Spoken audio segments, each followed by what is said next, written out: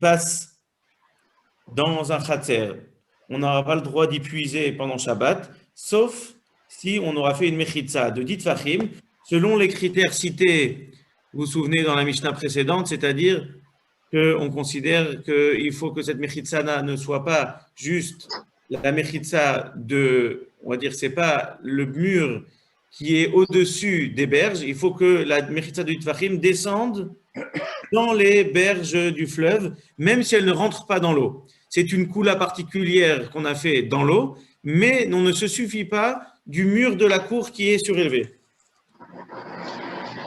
Beknissa ou Beyetzia, à l'entrée de ce cours d'eau, donc c'est dans l'entrée de la cour, du cours d'eau dans la cour, ou Beyetzia et à la sortie. Sinon, on considère que ce puits-là n'a pas été privatisé et on n'aura pas le droit d'y puiser. Rabbi Yehuda Omer, Kotel Shal Gaba Tidon Mishum Mechitza. Et Rabbi Yehuda dit non, comme dans le puits, il suffit d'utiliser le kotel, le mur qui surplombe ce petit ruisseau-là, pour considérer que ce ruisseau est privatisé, comme Rabbi Yehuda dans le puits, qui considère que la mechitza suspendue suffit. Amar Rabbi Yehuda, Maaseh be'ama shel Havel. Il y avait un cours d'eau qui passait dans la ville de Havel. C'était une ville, c'était comme deuil là-bas. Ils étaient tout le temps en deuil, c'est pour ça que ça s'appelle Havel. C'est Ayum Emal'im Mimena Alpiskenim. Et les sages de la ville, autorisés d'aller y puiser pendant Shabbat. Amroulo, Mipne Shelo Yabakeshio. Toi, tu vas amener une réaïa, une preuve que ce ruisseau-là était privatisé simplement parce qu'à l'entrée et à la sortie de la ville, il y avait les murailles qui coupaient ce ruisseau. Mais ce n'est pas vrai. Ce ruisseau-là a été privatisé parce que les mesures de ce ruisselet n'étaient pas les mesures qui sont normalement les mesures d'un carmélite. Et donc, du coup, on va devoir se plonger. Quelles sont les mesures d'un carmélite? Parce qu'il n'y avait pas les mesures, le chiour du carmélite. Et donc, s'il n'y a pas les mesures du carmélite, alors c'était naturellement une sorte de petit ruisselet qui s'annule par rapport à l'endroit où il passe. C'est un makom tor ou c'est un shayachid. Et donc, c'est pour ça qu'on y puisait, mais n'amène pas une réaïa de ce ruisseau qui passait dans la ville, parce que ce ruisseau-là n'était, somme toute, qu'un petit ruisseau. Qu'un rue. Un rue. C'est bon, tout le monde est réveillé. Ici, mais pardon. Elbaz, vous avez l'air... Est-ce que je peux vous demander de nous redire ce que c'est Ammat Evel? C'est un ruisseau qui passait dans la ville de Havel, qui était entouré d'une muraille. Et donc, Rabbi Yehuda voulait amener une preuve que cette muraille-là était privatisée. La muraille qui surplombait le ruisseau privatisait le ruisseau qui passait. Et Chachamim lui disent non, c'est pas juste. Elle touchait le ruisseau ou elle était juste... Hein? Elle était plongée dans le ruisseau lui-même? Ben non, sinon tout le monde serait d'accord. Chamaï.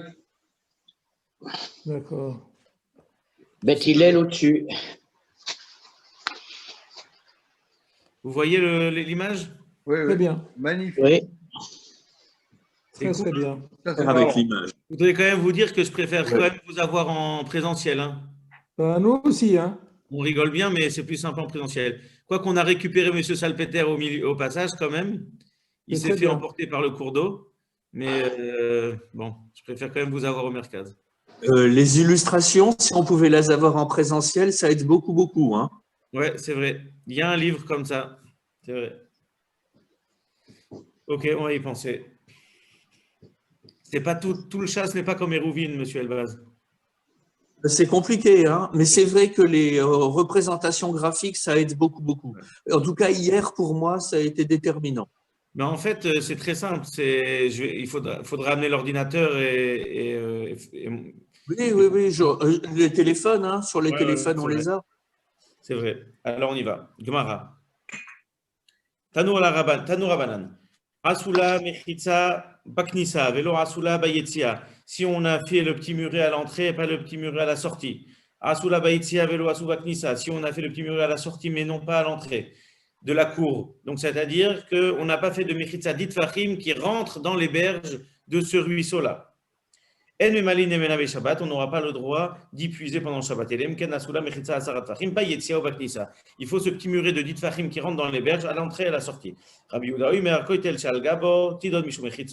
Il suffit que le mur de la cour surplombe sans rentrer dans les berges pour que ce soit une mechitza. Amar Rabbi Yehuda, Maïse be'amo amas amayim shaita be'ovel, les tzipori vayu emali meno meshabes alpi askeinim. Le cours d'eau qui passait de Deuil-la-Barre à Tzipori, eh bien, on y puisait pendant Shabbat et tu vois bien qu'on se suffisait de cette muraille qui surplombait dans les berges. Est-ce que tu vas venir une rayade là-bas?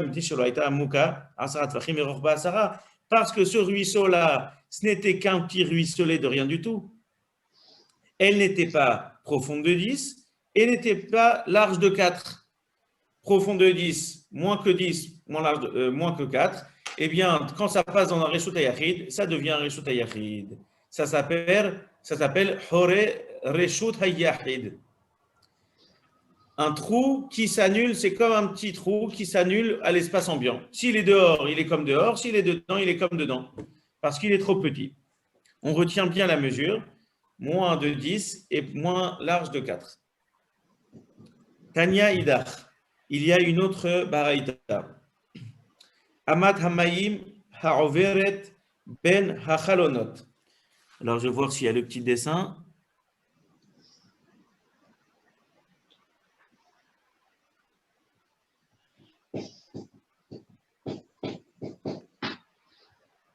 Voilà. C'est joli, ça. Oh, mince, excusez-moi.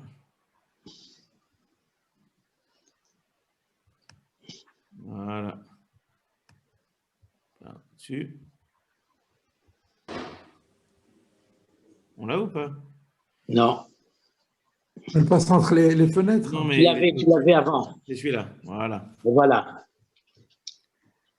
Donc, Amatamaim Sheoveret Ben Achalonot. Donc, c'est-à-dire que vous avez le cours d'eau qui ne passe pas dans le domaine public, dans le réchoute privé, mais on peut y puiser directement de la fenêtre. Donc, on est à Venise, ou bien dans la petite Venise à Colmar, ou bien dans la petite France à Strasbourg, chacun selon ses références. Et donc, on peut puiser directement de la fenêtre. Pachot Mishlosha, si le cours d'eau passe à ras de maison, à moins de 3 tfachim de la maison, mais Shal Shel Dli ou Memale, il peut faire descendre un puits et de remplir. Un seau. Il peut descendre un seau. Ouais, bon, c'était pas un délit de laisser le mot délit en hébreu. D'accord. Khemshir Gerban, il y a de l'eau. Joe. D'accord. On fait Il a des dit Hamiat. sur plusieurs langues. Hein. Bref. Mais Shal Shel Deli ou Memale, il fait descendre, il fait glisser un seau et il peut puiser. Losha, si par contre le cours d'eau est à plus de 3 Sahim. L'écran. On a le texte. Est-ce que quelqu'un appuie sur le texte? Très bien comme ça, très très bien. Ok, donc je laisse la Gemara. Ok. Alors,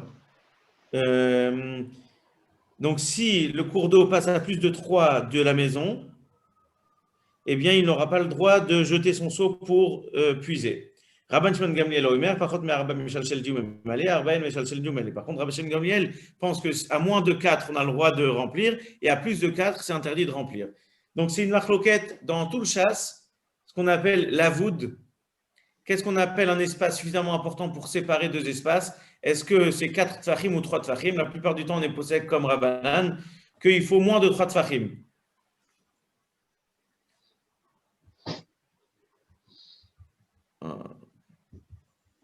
Mais ça ne va pas, cette histoire. Il y a quelqu'un que je dois admettre et je n'arrive pas à l'admettre. Qui donc?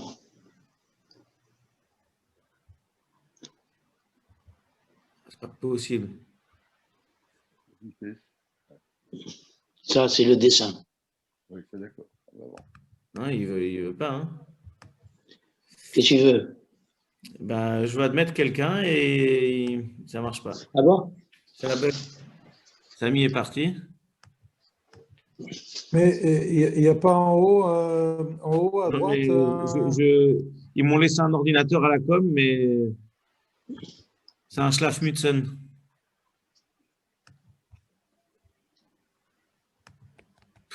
Oh là là. Ça, c'est Zoom, ça. Non, non, ne dis pas de mal de Zoom, tu es bien content de l'avoir. Hein. Ça, c'est le Zoom, ça. Je te parle de la photo, je ne parle pas du système. Ah, Il est en train de zoomer, là. très bien, très Je bien. sais, mais il me met. Bon. Tu es sur Zoom automatique. J'essaie de retourner dans. Je suis désolé, hein, Quand vous quittez le plein écran, en haut, il y a, Ouais. il y a Bien. réunion. Et je crois que c'est là qu'il faut s'accepter que quelqu'un Ouais, entre ouais. en réunion, non? Il faut que tu enlèves. Tu sors. Partage d'écran en pause.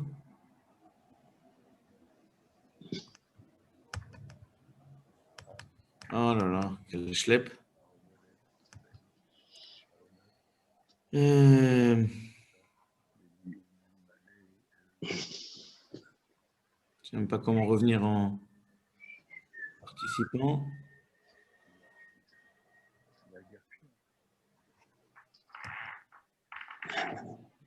Il y en a un, bah, et je crois qu'il est déjà parti, lui.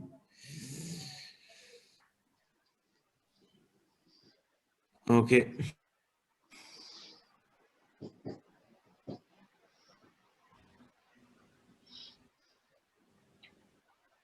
Participants, partager. Tu es sur partager.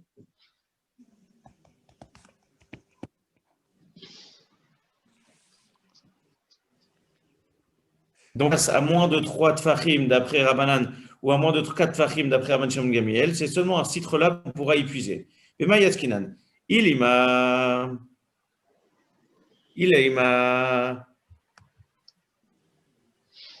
Amatamaim Goufa, si Les on 3 parle. tfachim, c'est la zone verte, c'est ça? Pardon? Les 3 tfachim, ça C'est la zone- correspond à la zone verte sur l'image, la largeur. Tout Le à fait. rebord, ouais. Le Et le rebord. rebord, c'est ce qui est en vert qui doit Tout à être fait. Ouais, ouais. 3 tfachim. Et les fenêtres, c'est. Vous voyez ma souris aussi? Oui, Ouais, très ouais. bien. Et donc là, c'est les fenêtres. Ils puisent de la fenêtre. Là, il y a le seau là. Ils puisent de la Oui. fenêtre vers la matamaïm. Donc, si la berge fait moins de 3 tfachim, on aura le droit d'y puiser. Si elle fait plus de 3 tfachim, on n'aura pas le droit 3 d'y puiser. tfachim, donc c'est ce qui est représenté en vert. Tout à fait. Là où est posé le seau. Donc, on peut par exemple estimer qu'une fenêtre, ça marche et la fenêtre d'à côté, ça ne marche pas parce que la berge, elle n'est pas droite. Tout à fait. D'accord. On y va. Bema Yaskinan. Et là, ça se complique. Il est Mabere Amatamaim Goufa. Si on parle. Le texte.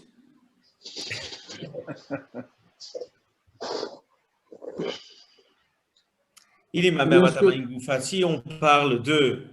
C'est ça, monsieur Elbaz, qu'on va déterminer maintenant. Est-ce que 3 et 4 tfachim, on parle de la largeur du cours d'eau lui-même ou bien de la berge? Mais c'est ça la question de la D'accord. Gemara. Ça va être ça qui est débattu. D'accord. Merci. Bema Yaskinan. Il est Mabere Amatamaim Goufa. Si 4 et 3 tfachim, c'est la taille du ruisseau lui-même. Pourtant, Rav Dimi, lorsqu'il est revenu d'apprendre la Torah chez Rabbi Yochanan, il est revenu à Babel transmettre les infos. En carmélite, il n'y aurait pas de carmélite s'il fait moins de 4 tfachim de large. Si le ruisseau fait moins de 4 tfachim de large, personne ne considère que c'est un carmélite. Donc forcément que 4 et 3 tfachim, on ne parle pas de la taille du ruisseau, on ne parle que de la berge entre les fenêtres et le ruisseau. Pourquoi? Est-ce que Rabbi Yochanan se serait permis de donner un avis qui est controversé? Forcément que lorsqu'on a parlé de 4 et 3, forcément quand Rabbi Yochanan a dit qu'un carmélite moins de 4, ça n'existe pas, forcément il l'a dit d'après tout le monde. Donc du coup, quand on revient à notre ruisseau et aux Chachamim qui ont dit un débat, est-ce que 4 ou 3, forcément qu'on parle de la taille de la berge et non la taille du ruisseau, parce que ce ruisseau, d'après tout le monde, c'est ce que prétend la Gemara maintenant, serait un makom tor, un non-endroit. Et donc, évidemment, on aurait le droit d'y puiser. Et là, Béagafé a forcément qu'on parle de la taille de la berge jusqu'à la fenêtre, ou les achlif, et que toute la question dont il s'agit,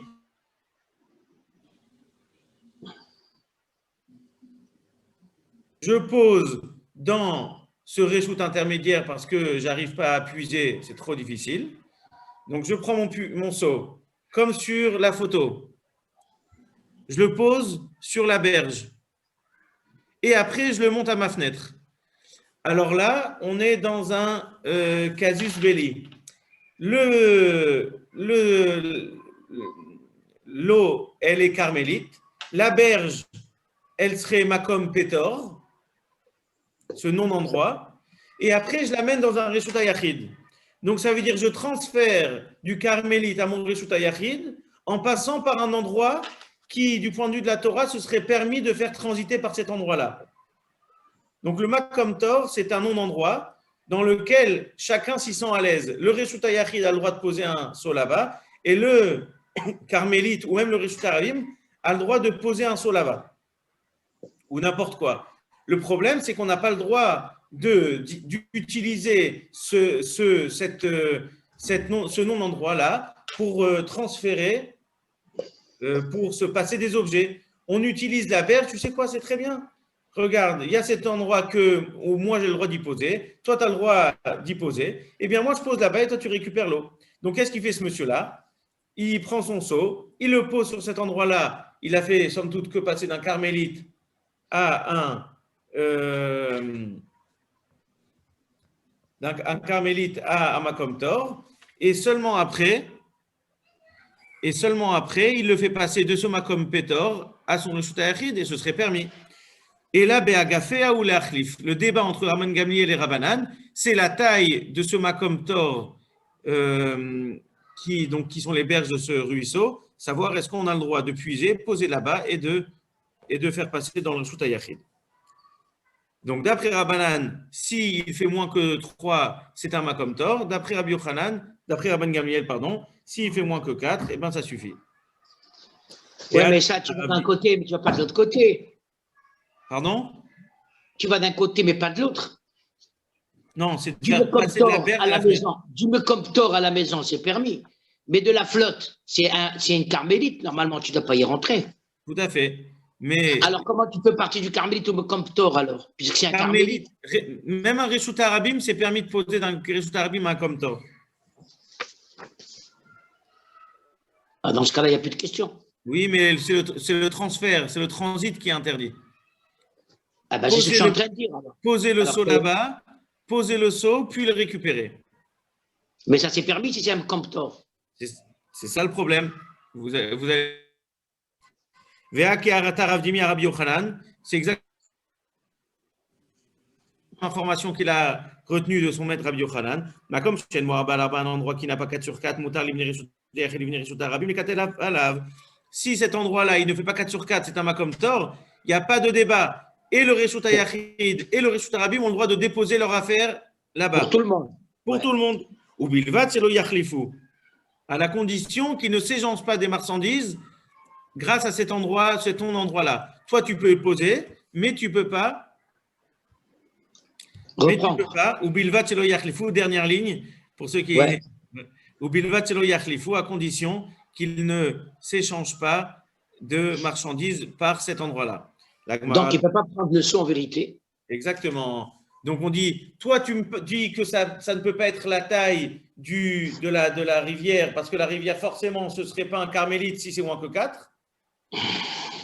Et là, il n'y a pas de débat. Alors, tu me dis, alors, c'est quoi le problème? C'est de savoir, est-ce que tu peux transiter par la berge? Mais ça aussi, Rabbi Yochanan, il a déjà dit que c'était interdit.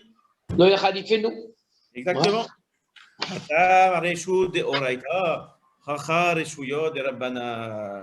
Ici, on a déjà vu ce langage-là. Là-bas, c'est dans un Reshut de Horaïta. C'est pour ça que Rabbi Yochanan a dit ça. Alors qu'ici, c'est Reshut de Rabbanan. Il a transigé le transit dans le Reshut de Rabbanan. C'est-à-dire, tu puises ton eau, tu le poses sur la berge, tu le récupères dans le Reshut de Yachid. Ça, il a autorisé. Une seconde, je ferme la fenêtre.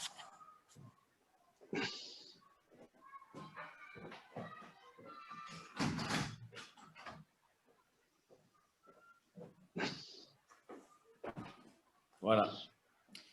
Donc, du coup, réponse de l'Agmara, que le débat entre Rabban Gamliel et Chachamim, c'est la taille du Makom Petor, c'est-à-dire de la berge, et à quel titre on aurait le droit d'y puiser et de poser sur la berge et de récupérer. Parce que Rabbi Yochanan, ce qu'il a interdit de faire transiter par ce Makom Tor, c'est que dans un Reshut Deoraita, Reshut Arabim, mais dans un Carmélite, vers un Reshut Yachid, on aurait le droit de transiter. Il n'y aurait pas d'interdit de faire transiter dans des Reshuyot, des Rabbanan, c'est-à-dire un Reshut qui, du point de vue thoraïque, est considéré comme un domaine privé.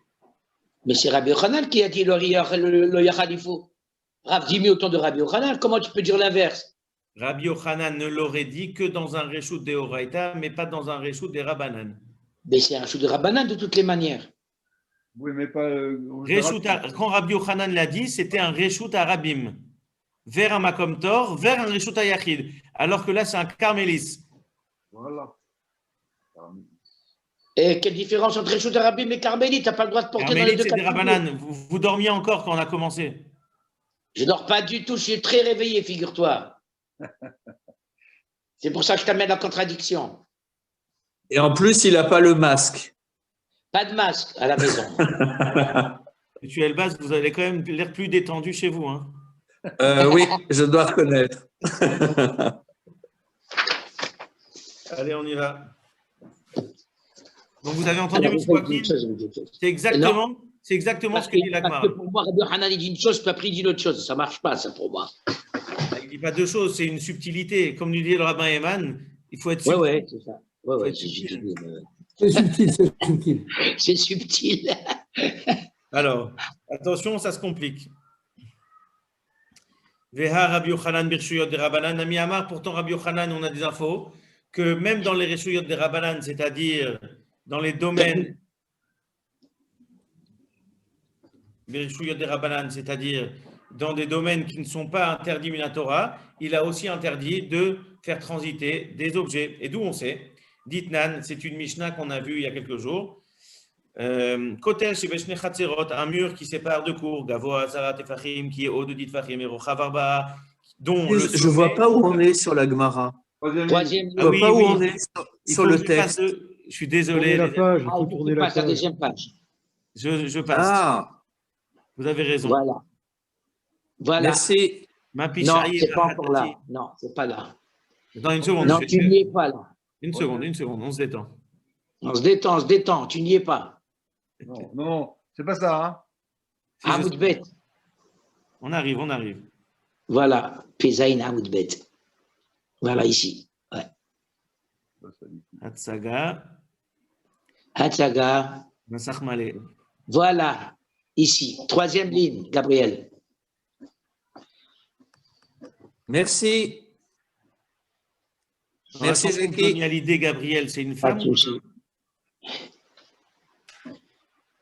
Zid, Hein? Là, je l'ai. Kotel.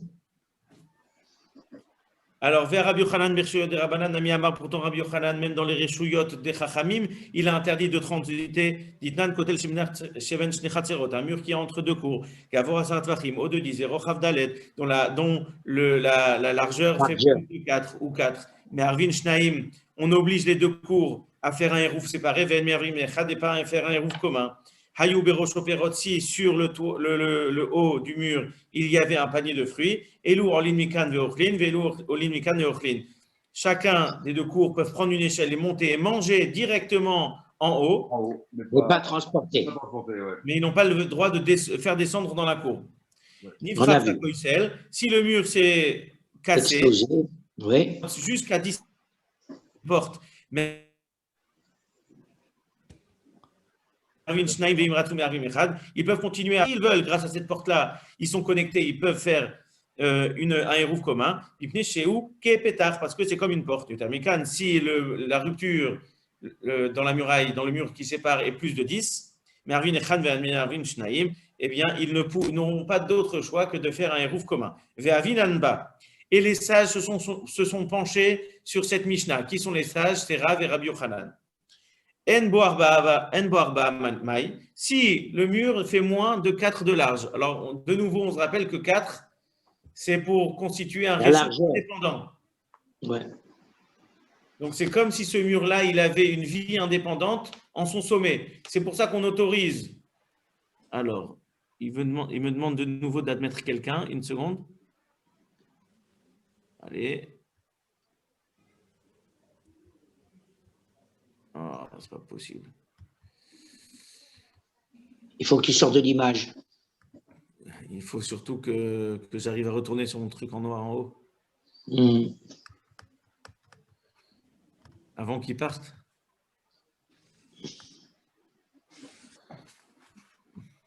Franchement, c'est pas du travail. Une formation est nécessaire, hein? Eh oui. Je ne sais pas si la souris. Bon, il faudrait que j'installe une souris un peu plus correcte. Bon, plus rien ne marche. Bon. Tordu ça.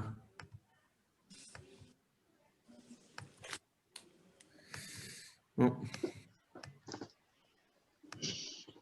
Désolé, mais l'écran de Gmara ne veut même plus revenir. هذا جايبوه عماه. Ah là là.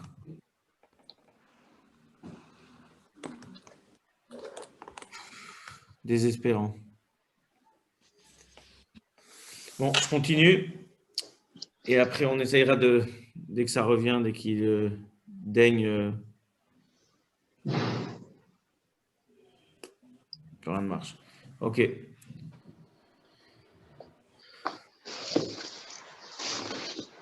Donc, ce kotel qui est 4 de large, évidemment, il constitue un reshoot indépendant. Par contre, s'il fait moins de 4, eh bien, il est comme soumis à l'autorité des deux reshouyotes qui le flanquent. Si le avis il est soumis à la vindicte des deux reshouyotes, des deux cours qui le flanquent. Et donc, du coup, lo yazizbo belonima. C'est comme si tu utilisais, lorsque tu fais bouger quelque chose sur le haut de ce mur-là, c'est comme si tu utilisais de façon permanente le reshoot de l'autre. Donc, Rav, il dit, tu ne bouges rien sur ce mur. Rabbi Yochanan Amar, Elu malin mikan ve'ochlin, ve'elu malin mikan ve'ochlin. C'est beaucoup mieux. Tu peux même monter des choses qui sont restées dans la cour à l'entrée de Shabbat ou des choses de la maison et le faire monter sur le mur.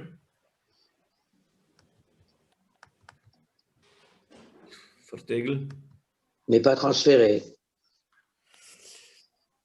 Alors, justement, Rabbi Yochanan va, selon son avis célèbrement connu, des Kriyata Rav Dimi à Rabbi Yochanan. Rav Dimi, revenant de Eretz Israël, transmet facteur d'information. Makom Shenbo Arba al Arba, Mutar Livne Reshut Arabim, Livne Reshut Ech. Il est Chatev Alav, un endroit qui n'a pas 4 sur 4, qui est considéré comme un Makom Pétor.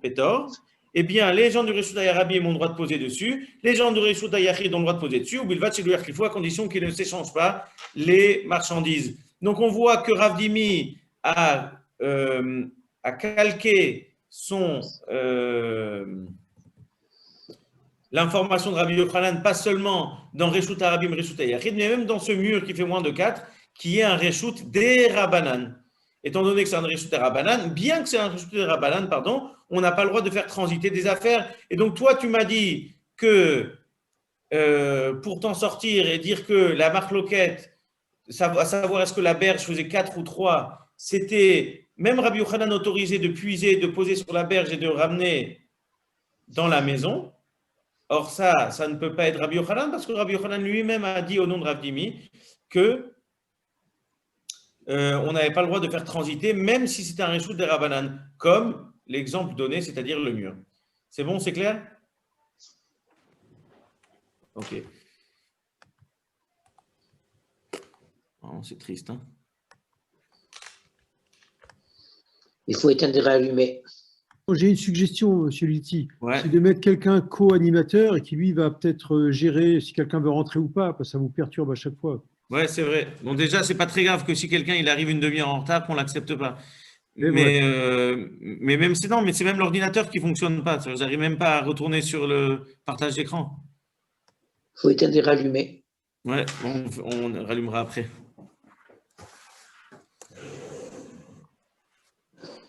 Ça va venir. Hein. J'espère que Ouais. ça durera assez longtemps. Puis,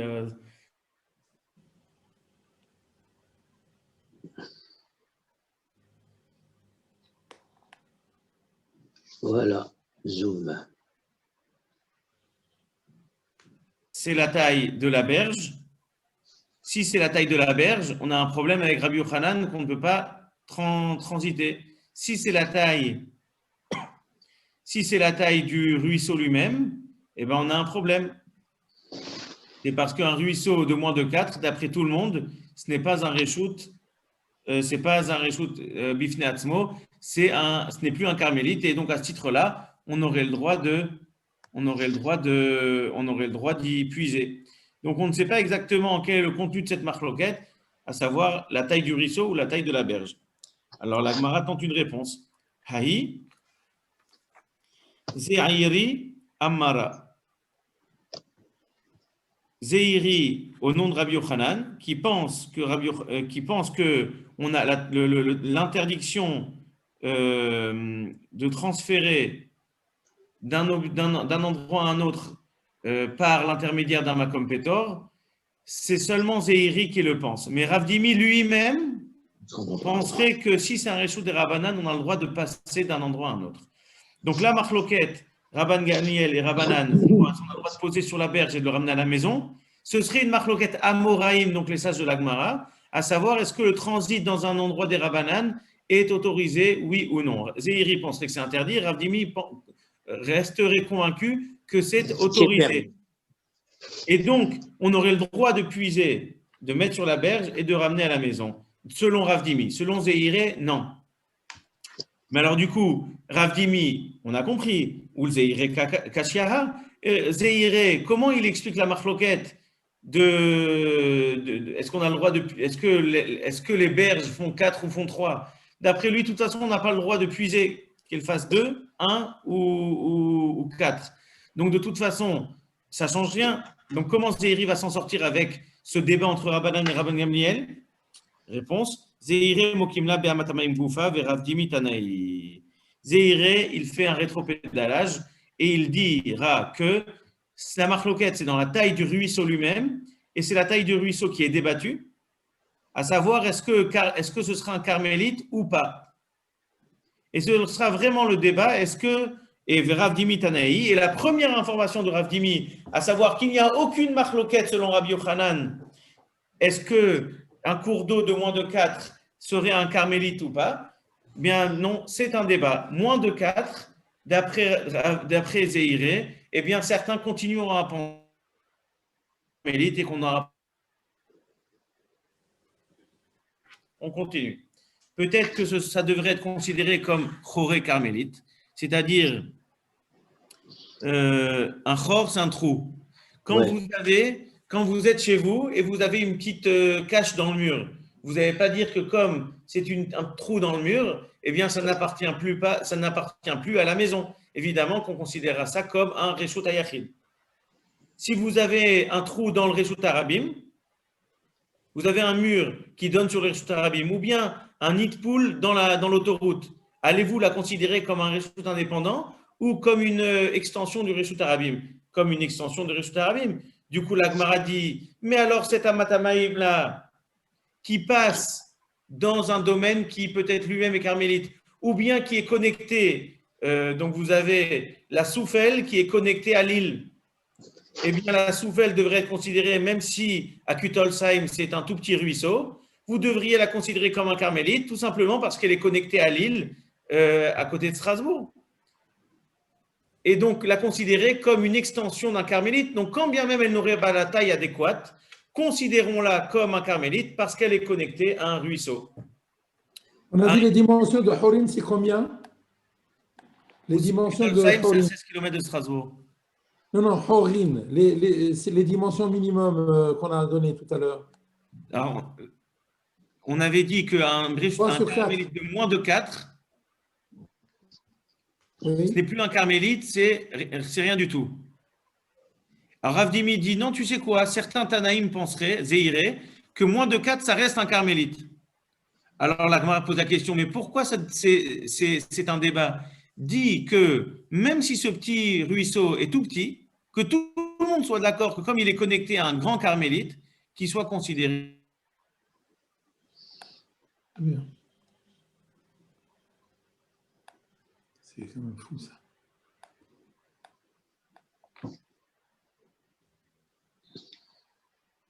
C'est si